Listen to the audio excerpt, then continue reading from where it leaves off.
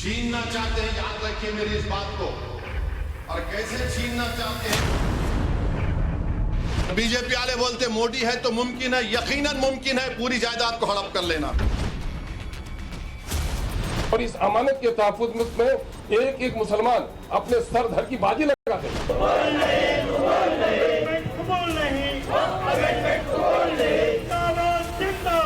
क्यों सो रहे हो मियां? रोड पे तो आना ही पड़ेगा। एक तो वैसे ही तुम लोगों ने बहुत देर कर दी है, बर्दाश्त कर करके जुल्म और ज्यादती सहते हुए। ये पूरी जमीन नरेंद्र मोदी छीनना चाहते हैं। तल्ख तेवर, भड़काने का काम, जहरीली जुबान, सेंटर में मुसलमान। ऐसा लग रहा है जैसे भड़काने उकसाने का कोई कंपटीशन चल रहा है। नफरती बयानों की होड़ सी मची है। वक्फ कानून में बदलाव को लेकर विरोध अब इससे कहीं आगे बढ़ गया है। मुसलमानों सड़क पर उतर आओ, अपने सर धड़ की बाजी लगाओ, ऐसे आह्वान करके दिन रात मुसलमानों के दिलो दिमाग में नफरत का जहर घोला जा रहा है। टूल किट देश से विदेश तक एक्टिव है। बहाना वक्फ संशोधन बिल है। मुसलमानों से मस्जिदों को छीन लिया जाएगा, मदरसों पर मोदी सरकार का कंट्रोल हो जाएगा, कब्रिस्तानों को भी हथिया लिया जाएगा, हिंदू राष्ट्र का खाका खींचा जाएगा, वगैरह वगैरह। हर रोज अफवाह, भ्रम और झूठ का जाल फैलाया जा रहा है। मुसलमानों को बरगलाया जा रहा है कि वक्फ कानून बदल गया तो वक्फ बोर्ड की अरबों की संपत्ति मोदी सरकार अपने कब्जे में ले लेगी। 53,411 हेक्टेयर जमीन वक्फ की है महाराष्ट्र में। 53,411 हेक्टेयर, जिसमें से औरंगाबाद में 4,099 हेक्टेयर है। तो ये पूरी जमीन नरेंद्र मोदी छीनना चाहते हैं, छीनना चाहते हैं। याद रखिए मेरी इस बात को।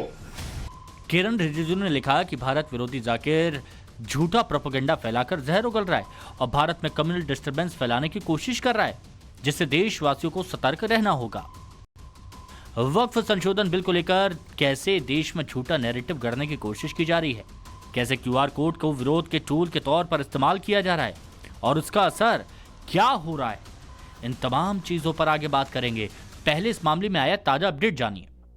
वक्फ संशोधन विधेयक को लेकर जमीयत उलेमाए हिंद के अध्यक्ष मौलाना महमूद मदनी की पहल पर अहम बैठक हुई, जिसमें कई मुस्लिम संगठन शामिल हुए, जिसमें फैसला किया गया कि वक्फ कानून में संशोधन किसी कीमत पर कबूल नहीं है। इसके खिलाफ दिल्ली, बिहार और आंध्र प्रदेश में जनसभाएं की जाएंगी। सरकार की सहयोगी जेडीयू और टीडीपी से बात की जाएगी। सोशल मीडिया पर आंदोलन तेज किया जाएगा। इस मुल्क का मुसलमान इस मुल्क के दस्तूर, कॉन्स्टिट्यूशन, संविधान का एहतराम करते हुए अपने दीनी और मिली तशख़्ख़ुस के साथ इस मुल्क में रहना चाहता है और अपनी दीनी शनाख्त से कोई समझौता नहीं कर सकता। असल में वक्फ एक्ट में संशोधन का मकसद इसकी विसंगतियों को दूर करना है। नए कानून में बोर्ड में महिलाओं को शामिल करके उन्हें सशक्त बनाने की बात कही जा रही है। वक्फ एक्ट के सेक्शन 40 पर सबसे ज्यादा आपत्ति जताई जा रही है। मौजूदा वक्फ एक्ट के सेक्शन 40 के तहत वक्फ बोर्ड को यह अधिकार मिला है कि अगर उसे लगता है कि कोई प्रॉपर्टी वक्फ संपत्ति है तो वो उस मामले में खुद जांच करके उस पर अपना दावा ठोक सकती है। विवाद होने की स्थिति में मामला वक्फ ट्रिब्यूनल जाता है और अगर वहां भी नहीं सुलझा तो हाई कोर्ट होते हुए सुप्रीम कोर्ट तक पहुंचता है। लेकिन भारत की न्याय प्रक्रिया को देखते हुए ये मामला काफी जटिल है और ऐसा भी देखा गया है कि कई मामलों में वक्फ बोर्ड ने कई संपत्तियों पर झूठा दावा भी ठोक दिया। इसलिए केंद्र सरकार ने इन सभी मामलों के समाधान के लिए नए संशोधित वक्फ बिल को लाने का फैसला किया।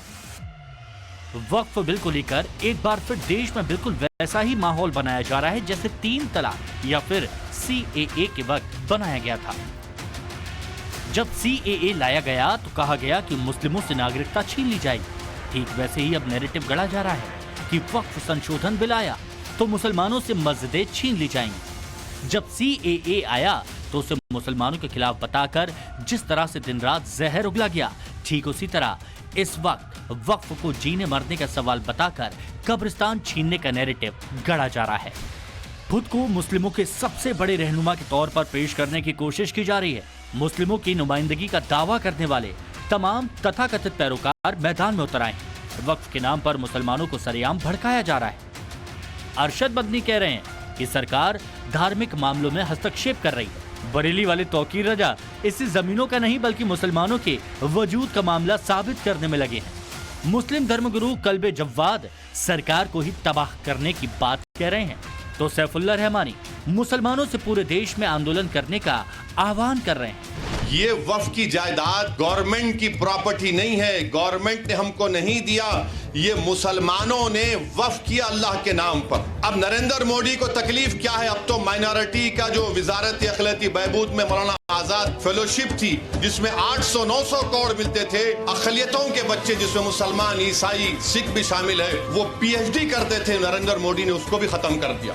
अब ये कह रहे हैं कि जो जायदाद हमारे बुजुर्गों ने, हमारे आबो अजदाद ने अल्लाह के नाम पे वक्फ की, हम आपसे छीन लेंगे, हम आपसे छीन लेंगे। गवर्नमेंट ने नहीं दिया हमको, ना कांग्रेस की सरकार ने, ना जनता की सरकार ने, ना यूनाइटेड फ्रंट की सरकार ने, ना एनडीए की सरकार ने, ना यूपीए की सरकार ने, नेहरू से लेकर मोदी तक किसी वजीर आजम ने हमको वक्फ की जायदाद नहीं दी। हमारी प्रॉपर्टी है, मुसलमानों की प्रॉपर्टी है, अल्लाह के नाम पर जो वक्फ कर देगा इसका मालिक अल्लाह है, उसको मोदी छीनना चाहते। अपने बयानों में जैसे जहर असदुद्दीन ओवैसी उगलते हैं, उससे भी खतरनाक और नफरती बयान अब उनकी पार्टी के नेताओं की तरफ से आ रहे हैं।